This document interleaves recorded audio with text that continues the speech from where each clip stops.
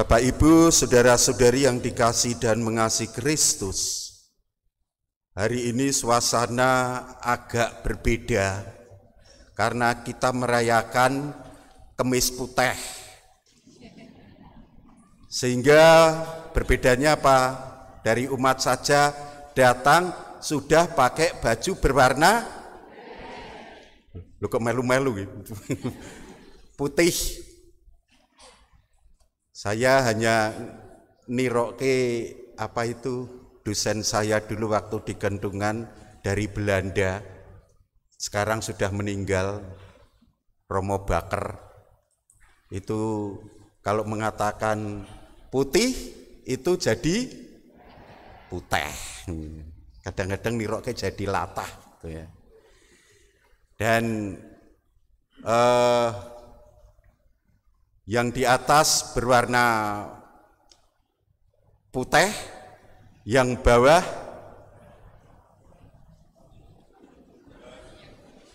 putih sebagian gelap, nek sebagian besar gelap itu seperti Sinoman.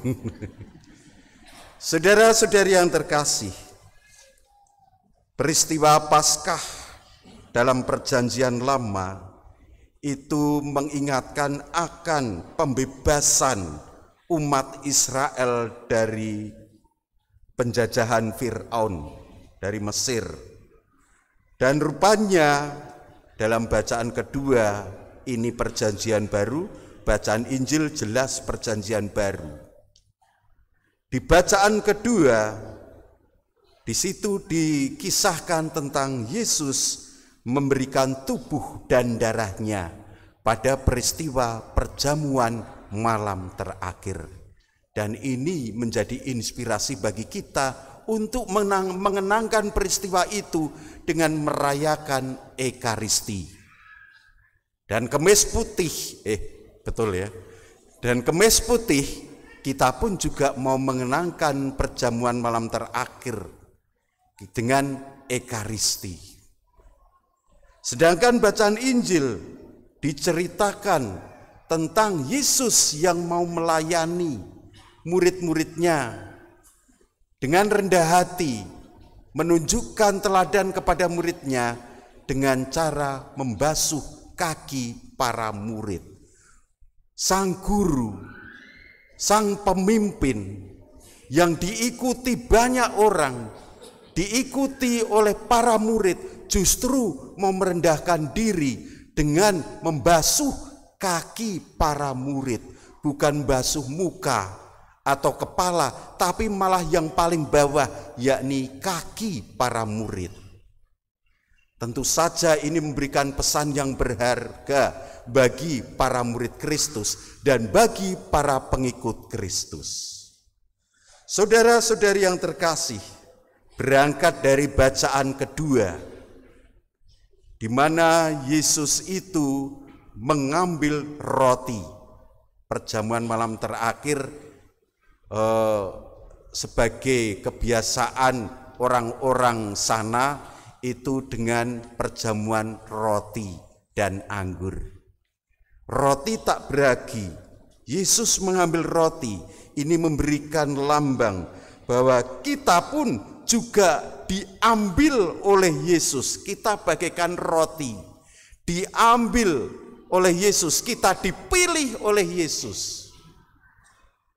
Dan setelah mengambil roti, kita yang dipilih diambil, Yesus memberkati roti itu. Kita pun juga diberkati oleh Yesus, dan akhirnya kita pun juga siap diutus menjadi berkat bagi sesama. Jadi seluruh gerak-gerik Yesus itu mempunyai makna yang mendalam. Setelah diberkati, Yesus mecah-mecah roti itu. Bahasa Jawanya yang lebih halus, mencuil-cuil. Bahasa Indonesia ini mencuil-cuil, menyup, memotong ki nganggo peso ya.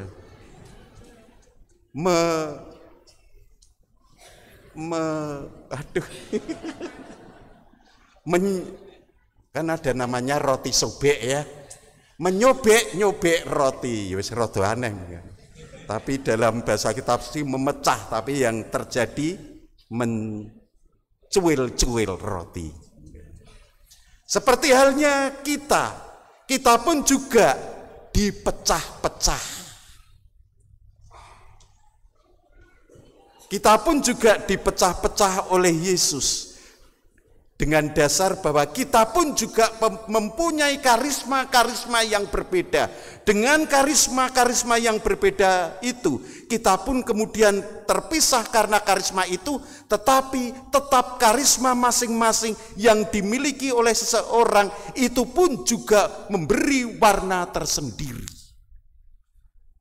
Mungkin juga kita berbeda, tetapi perbedaan itu bukan untuk menjadi modal perpecahan. Perbedaan-perbedaan itu kita diingatkan akan disatukan, menyumbangkan karisma masing-masing sehingga menjadi warna yang bagus. Warna pelangi itu kan bagus, warna yang berbeda. Satu sama lain saling mendukung, satu sama lain saling menyempurnakan, meskipun berbeda satu sama lain. Saudara-saudari yang dikasihi dan mengasihi Kristus, ilustrasinya seperti gelas itu kalau pecah, dipecahkan, kemudian menyebar, terkena sinar, warnanya menjadi makin bagus. Kilauannya menjadi makin bagus. Tapi jangan dicontoh ya, nanti dicoba di rumah, terus mecahke, jangan mecahke gelas, tapi mecahke podo wae. Jangan hanya ilustrasi. Kalau terkena sinar, kilauannya menjadi makin bagus. Lalu Yesus setelah dicuil-cuil, dipecah-pecah, kita pun juga disebar oleh Yesus untuk memberikan kilauan yang berbeda, memberikan karisma kepada sesama. Disebar, tidak ngumpul terus, tapi disebar, dipecah-pecah kemana-mana. Dan akhirnya ini menjadi setelah dipecah kemudian dibagikan. Yesus membagikan roti. Kita pun ketika dipecah, disebar kemana-mana, kita pun menjadi berkat bagi yang lain. Punya karisma berbeda-beda, tersebar kemana-mana karena dipecah oleh Yesus, tapi masing-masing itu mempunyai kilau menjadi berkat bagi orang lain di mana kita hidup dan berada. Jadi gerak-gerik Yesus pun masing-masing punya simbol, punya makna yang dalam. Kita diminta untuk membagikan hidup dan melayani sama dengan rendah hati. Hal ini juga ditunjukkan seperti dalam bacaan Injil, di mana Yesus membasuh kaki para muridnya. Saudara-saudari yang terkasih, di sebuah desa yang agak kota, di daerah timur itu, di daerah sebelah timur Indonesia, itu ada seorang bapak yang membawa putrinya itu masuk ke restoran cepat saji, yaitu KFC. KFC tahu ya? Pernah datang ke KFC ya? Ada yang belum? Tapi ada yang pernah? Masa yang belum? Kalau begitu yang pernah tolong bercerita kepada yang belum. Ceritanya tok wae. KFC itu apa? Kentucky Fried Chicken. Basa Jawane ayam goreng ya, neng buntel gelepung. Sekarang banyak yang sudah bisa buat KFC ya. Seorang bapak kelihatan dia masih pakai seragam, kelihatan bajunya itu bahwa bapak itu adalah petugas parkir. Bawa anak perempuannya. Anak perempuannya itu semangat sekali ketika dibawa ke KFC. Ketika antre, itu berkali-kali anaknya mengucapkan, "Terima kasih Bapak." Karena memanggilnya ayahnya, bapaknya itu dengan sebutan Bapak. Tidak saya sebutkan, saya tanyakan namanya, karena pasti umat akan menjawab bapak itu namanya Pak Ijo, wong Jawa yo. Ini wong etanan itu. Anaknya aja menyebut, "Terima kasih Bapak." Baru masuk ke ruang di restorannya, baru sampai pintunya, anaknya itu menghadap bapaknya sambil mengucapkan, "Terima kasih Bapak." Gimana ucapannya? "Terima kasih Bapak." Nah, kemudian antre ternyata, dan yang karena antrenya cukup panjang, tapi anak tersebut dengan ceria, dengan semangat, dia kemudian sampai di tengah, makin lama ke depan, dia melihat bapaknya lagi sambil mengucapkan, "Wah yo, iya." Baleni meneh.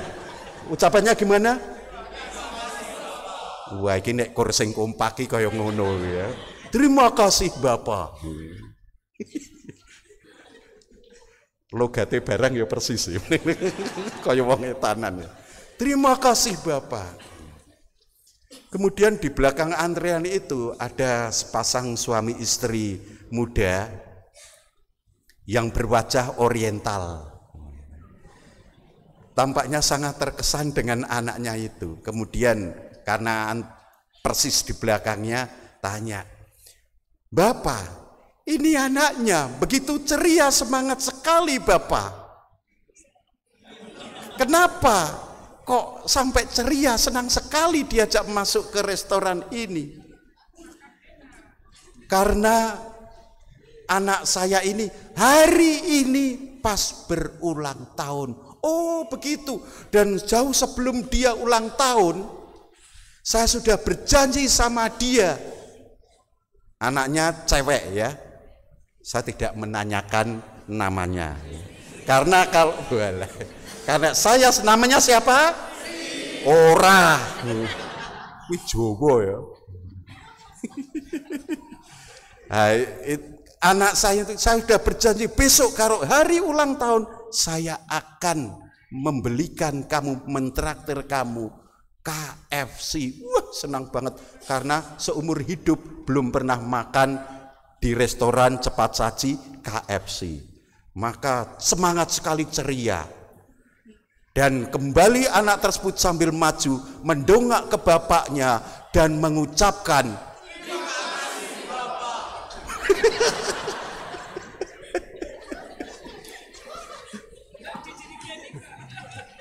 Gayane barang yo. "Terima kasih Bapak." Kemudian yang antriannya akhirnya sampai ke depan, dan persis suami istri yang berwajah oriental itu melihat apa yang dipesan. Ternyata yang dipesan sepotong ayam dan sebongkah atau satu cetakan nasi. Siji tok. Lalu kemudian setelah diterima nasi dan ayamnya, wah anaknya itu senang sekali. Kemudian mendongak ke bapak.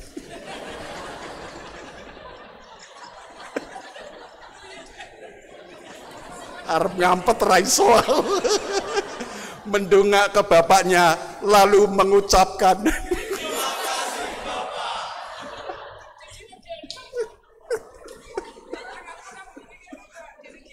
Ya begitulah.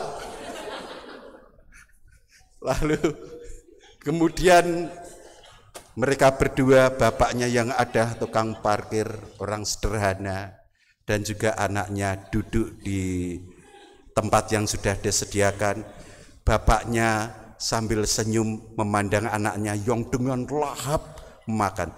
Tapi sebelum makan dia berdoa dulu. Setelah berdoa tidak langsung makan, tapi mendongakkan menghadap kepala kepada bapaknya sambil mengucapkan,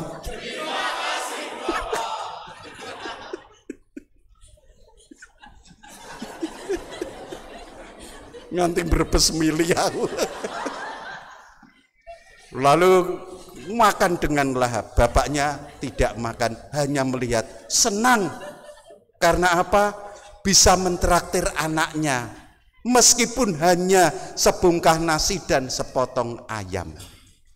Sebelum makanan mereka habis, kemudian ada pelayannya datang, pelayan KFC. Kalau pelayan itu namanya apa ya? Pramusaji ya. Pramusaji datang, sinomane datang, ya sinomane teko, sinoman itu datang, lalu membawakan satu ember sedang yang isinya ayam semua.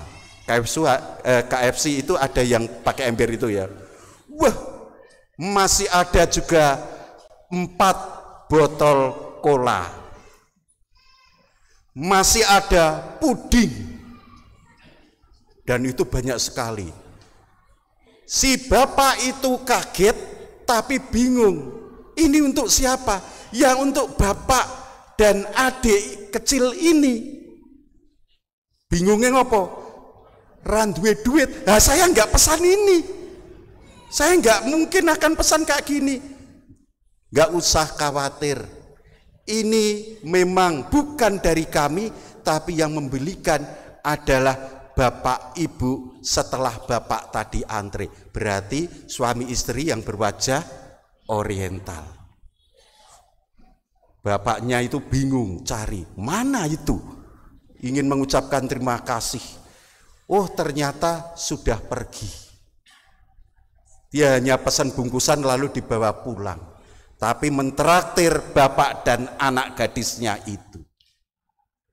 Dan kemudian pesannya bahwa bisa dimakan di sini dan juga bisa untuk keluarga di rumah. Hidup-hidup merayakan ulang tahun. Dan setelah itu, waduh, bapaknya terharu, meneteskan air mata. Ini luar biasa. Dan anaknya itu memang nambah lagi, nambah ayam 1 lagi, dimakan sampai habis. Dia senang sekali dan dia kemudian menghadap bapaknya sambil tersenyum dan mengucapkan, terima kasih Bapak. Lalu mereka pulang. Saudara-saudari yang dikasihi dan mengasihi Kristus, ceritanya cukup sederhana. Suatu bentuk pelayanan, suatu bentuk cinta kasih dengan cara berbagi. Kita bisa melihat satu persatu, sang bapak bisa diteladani karena sangat sayang kepada anaknya. Meskipun orang sederhana, meskipun pekerjaannya tukang parkir, tapi dia gigih untuk mencari uang demi membelikan KFC karena anaknya ulang tahun. Dan sang bapak adalah bapak yang gigih, yang menepati janji. Suami istri yang berwajah oriental, yang antreannya di belakang bapak dan anak tersebut, adalah orang yang penuh kasih, penuh cinta dengan berbagi. Melihat orang lain yang butuh, dia sangat peka. Sedangkan anak gadisnya juga bisa diteladani. Karena apa? Karena dia adalah seorang anak gadis yang gampang sekali untuk bersyukur dengan ucapan terima kasih Bapak. Wes maturun yo, kuwi bae. Ceritanya rampung kali ya. Saudara-saudari yang terkasih, dalam peristiwa pembasuhan kaki, Yesus memberikan contoh pelayanan itu jelas. tindakannya sebetulnya mengandung makna yang lebih dalam lagi. Karena apa? Karena dia memperlihatkan, Yesus memperlihatkan makna kematiannya. Yesus akhirnya akan membasuh kita dengan darahnya.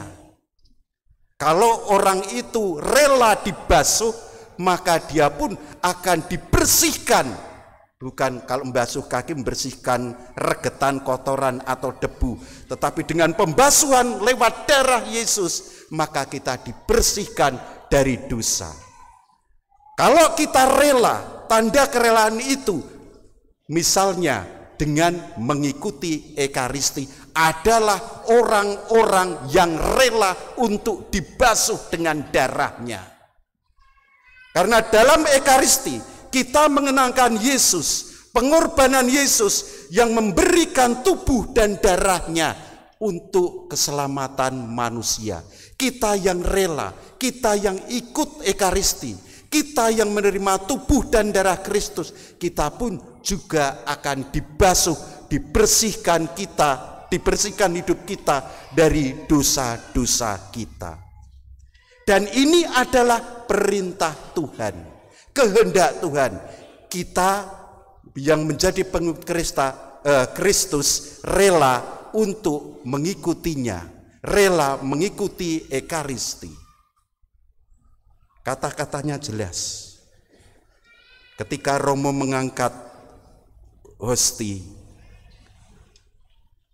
Romo mengucapkan, "Terimalah dan makanlah kamu semua, inilah tubuhku yang diserahkan bagimu."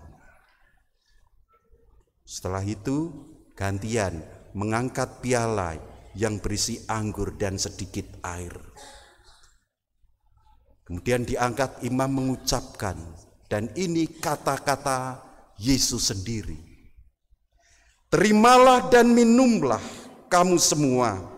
Inilah piala darahku, darah perjanjian baru dan kekal, yang ditumpahkan bagimu dan bagi semua orang demi pengampunan dosa."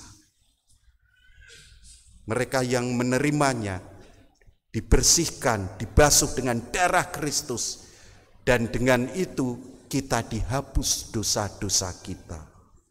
Masih ada kata Yesus yang terakhir, "Lakukanlah ini sebagai kenangan akan daku."